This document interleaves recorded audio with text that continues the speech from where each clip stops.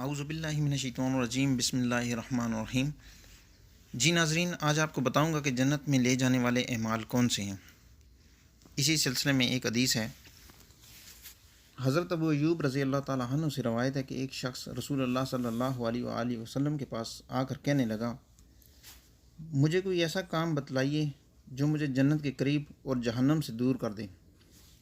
تو آپ صلی اللہ علیہ وآلہ وسلم نے فرمایا، وہ کام یہ ہے کہ آپ اللہ کی عبادت کریں اور کسی کو اس کے ساتھ شریک نہ کریں، اور نماز قائم کریں اور زکوٰۃ دیں اور ناطے جوڑیں۔ جب وہ شخص پیٹھ پھیر کر چلا گیا تو آپ صلی اللہ علیہ وآلہ وسلم نے فرمایا، اگر یہ ان باتوں پر چلا جن کا حکم کیا گیا یا میں نے جن کا حکم کیا تو جنت میں جائے گا۔ تو اس سے ظاہر ہوتا ہے کہ نماز، روزہ، زکوٰۃ، حج یہ اسلام کے بنیادی رکن ہیں۔ حج کے بارے میں تھوڑی سی استثناء حاصل ہے کہ اگر آپ استطاعت رکھتے ہیں تو حج کریں، لیکن باقی جو 4 رکن ہیں وہ اگر آپ ترک کریں گے تو آپ کو گناہ ہوگا۔ یہی اسلام کے بنیادی رکن ہیں جن کے گرد پورا اسلام گھومتا ہے۔ اگر ان پر عمل پیرا ہوں گے تو انشاءاللہ جنت ملے گی۔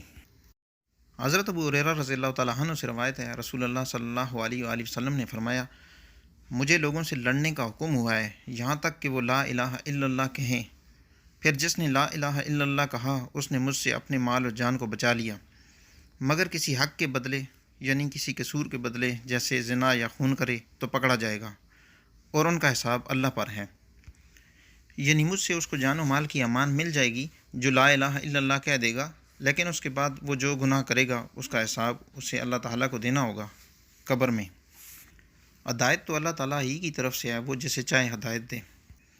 حضرت سعید بن مسیب رضی اللہ تعالیٰ عنہ اپنے باپ سے روایت کرتے ہیں، انہوں نے کہا، جب ابو طالب مرنے لگے تو رسول اللہ صلی اللہ علیہ وآلہ وسلم ان کے پاس تشریف لائے اور وہاں ابو جہل اور عبداللہ بن ابی امیہ بیٹھے تھے۔ آپ صلی اللہ علیہ وآلہ وسلم نے فرمایا، اے میرے چچا جان، لا الہ الا اللہ کہہ دو، ایک کلمہ، میں اللہ کے پاس اس کا گواہ رہوں گا۔ ابو جہل اور عبداللہ بن ابی امیہ بولے، اے ابو طالب، کیا عبد المطلب کا دین چھوڑتے ہو؟ اور رسول اللہ صلی اللہ علیہ وسلم برابر یہی بات ان سے دہراتے رہے، یعنی کلمہ توحید پڑھنے کے لیے۔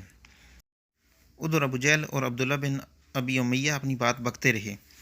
بالآخر ابو طالب نے یہ کہا، میں عبد المطلب کے دین پر ہوں، اور لا الہ الا اللہ کا انکار کر دیا۔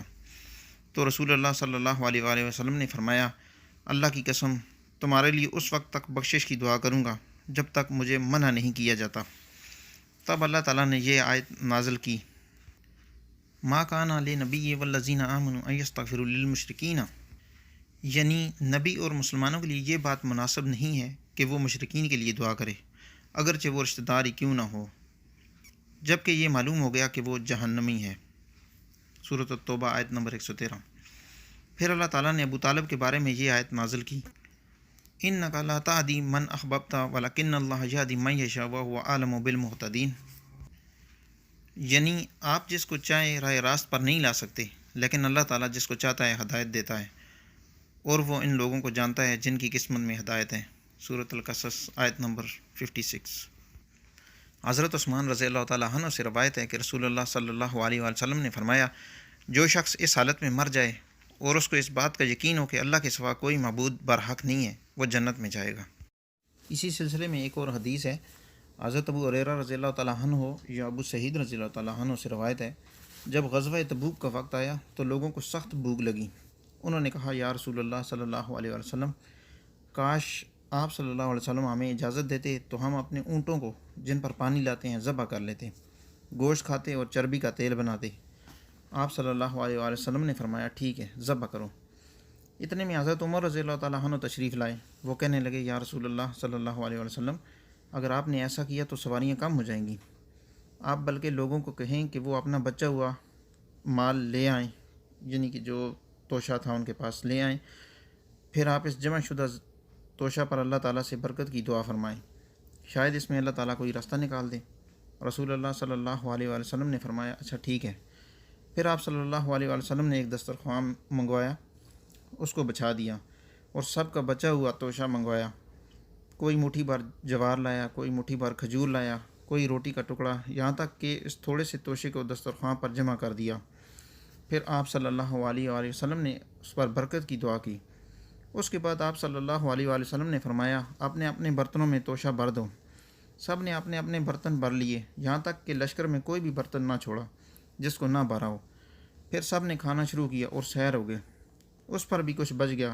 تب رسول اللہ صلی اللہ علیہ وآلہ وسلم نے فرمایا کہ میں اس بات کی گواہی دیتا ہوں کہ اللہ کے سوا کوئی معبود برحق نہیں، اور میں اللہ کا رسول ہوں۔ جو شخص بھی ان دو باتوں پر بغیر کسی شک کے اللہ تعالیٰ سے ملے تو وہ جنت سے محروم نہیں ہوگا۔